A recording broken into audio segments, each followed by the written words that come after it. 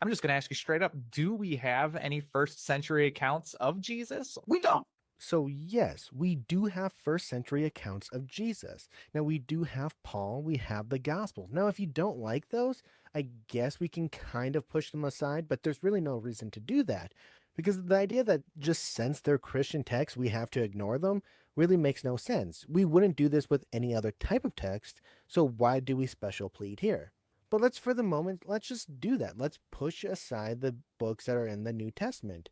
We do have Josephus. He's a first century historian who talks about Jesus. And in fact, he's the only historian that we expect to even talk about Jesus. Why? Because he's the only one who actually cared about Palestine.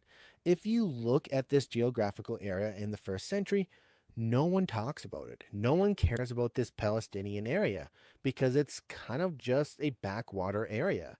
It's something that doesn't matter to the empire.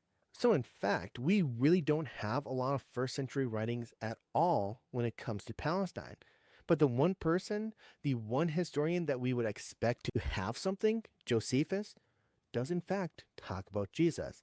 But let's see how David Fitzgerald actually deals with this. Let's talk about Josephus because this is a guy who died after Jesus was born and lived after Jesus was meant to have died. So, yeah, Josephus born and lived after Jesus supposedly died.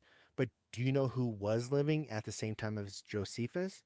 The brother of Jesus, the disciples of Jesus, the early Christians. Josephus would have had access to a lot of these individuals. What Josephus also had access to were Jewish records because he was associated with the priests. He knew the high priest, he knew the people who led the Sanhedrin. He could have asked them about information. And in fact, when we look at historians, this is exactly what we're looking at. People who lived after the fact who are telling us about that history.